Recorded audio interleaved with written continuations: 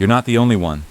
Meet Alex, 30 years old, 9 to 5 job, rent, bills, and every night, he's staring at the same screen. Please don't crash again. Another day, another red line. When will this stop? The group chat was lighting up, everyone losing together. Somehow that made it worse, not better. I didn't reply. Didn't know what to say that wasn't just screaming.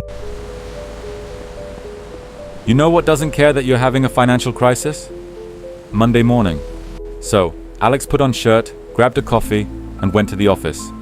Like a person. I checked my portfolio 11 times before lunch. Every time I told myself it was going to look different. It didn't. At some point, checking stops being hope and becomes just a habit, like pressing a bruise. Lunch. He sat outside on a cold concrete step because he didn't want to eat in front of anyone. There is a kind of tired that food doesn't fix. Alex, client just called. The project is delayed. How do you explain this?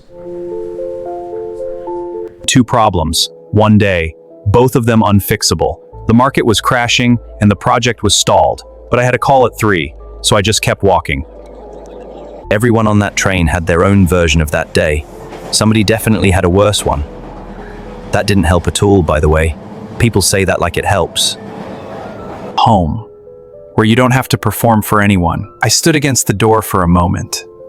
Just stood there. Alex spends hours scrolling, worrying and hoping. But he's not protecting his money. He's just protecting his ego. I put my savings here. Diversify, invest long term. That's what they said. But now, it's just gone. He keeps asking for more time, more luck, more capital. If I just had more time. If I just had more luck. The couch won. My brain was still running scenarios, but my body had checked out. The floor is honest. It doesn't care about my portfolio or my project deadlines. It just holds me. It's the only thing that hasn't moved today. Alex wasn't looking for answers anymore. He was just looking for a solid surface. Sometimes the floor is the only thing that doesn't ask you for a performance. It just holds you. The disaster hadn't killed me, but I was just sitting on my floor, breathing. I couldn't stop the market from falling, but I could stop looking at it. One button, one choice. The red candles disappeared into the black. I opened notes and typed something, then deleted it, then typed it again. A single sentence. A fragile line of defense against a world that wanted him to believe he was just a number. It wasn't victory. It was just the truth. And then I left it. I hadn't said very many true things to myself that day. The city didn't notice his fall. Here, he was finally allowed to be small. I stood there for a while, not doing anything useful, just being slightly smaller than the city. It's ready. Perfect temperature. Just right. After 3 weeks of chasing red candles, that morning, Alex skipped the apps. He just made tea. Alex finally reclaimed his life from the screen. I found a book at the back of my shelf. I'd had it for years, one of those things you buy meaning to read. This is the first Stoic idea. Focus only on what you can change. In Epictetus's Enchiridion, Alex finds the boundary between the market he cannot fix and the response he can. 2,000 years ago, another man faced chaos. Amidst the chaos of the market, find the tranquility within. The world can be loud. Your mind does not have to be. But you do control your plan. I can control how much risk I carry. I can control how I protect my mind. The future still exists, even when today feels broken. The market will crash, your portfolio will bleed, people will stress, scream, and blame themselves. But the Stoics say something strange. Love it. Marcus calls it Amor, Fati. Love whatever happens. Not because loss is good, but because resistance makes it worse.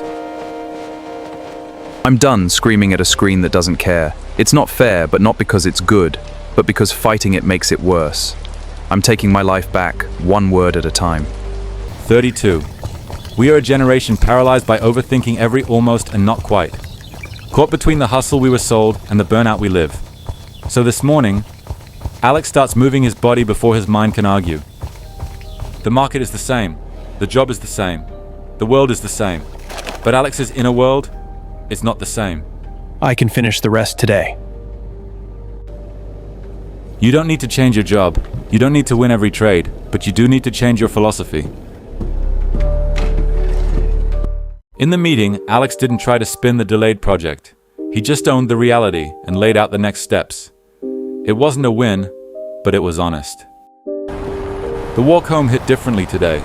He was exhausted, sure, but it was the clean exhaustion of actually trying, rather than the heavy fatigue of just surviving. Sometimes the strongest thing you can do is put it all down. You can't control tomorrow's chaos, but you can control tonight's peace. And for now, that's enough.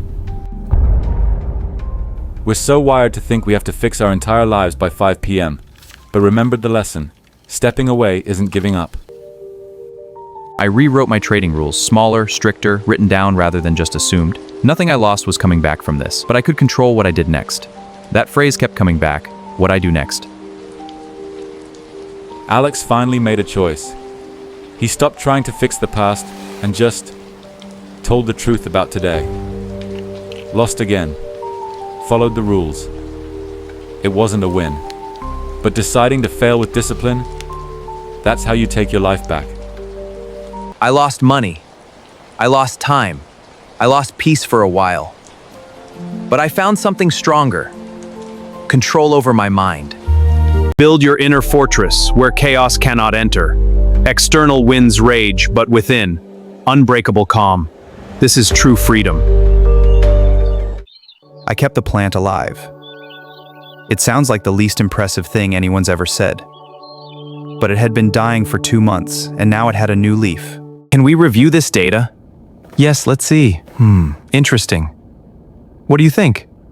We should verify this. There were no more excuses. Alex just showed up and asked for the truth. It wasn't a magic fix, but finally, it was honest.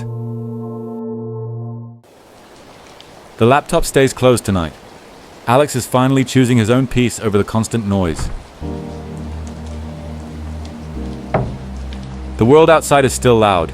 The markets will still do what they do, and the chaos doesn't stop. The difference is, you stop trying to control the storm. 2 weeks later, Alex still opens that notebook every morning. The rules aren't perfect. The market still moves without asking permission. But now he moves with it, not against it. Small positions. Clear rules. The man who lost 4,318 pounds is building something stronger. You don't wake up one day and find everything magically solved. You just wake up and make tea. And slowly those small quiet choices become the foundation you stand on. He finally stopped fighting the tide and just started walking with it. Healing isn't about getting everything back. It's about realizing you never actually lost yourself. 90 days post-crash. The rules in that notebook held the line when he couldn't. No more walls, just fresh air. Finally, rules over redemption. The real win wasn't the trade or the title. It was this. Being present enough to laugh again. Sometimes the strongest thing you can do is just show up for the people who love you. Ancient wisdom still works because people still suffer. Alex is just another soul at another window, finally at peace with a city that owes him nothing.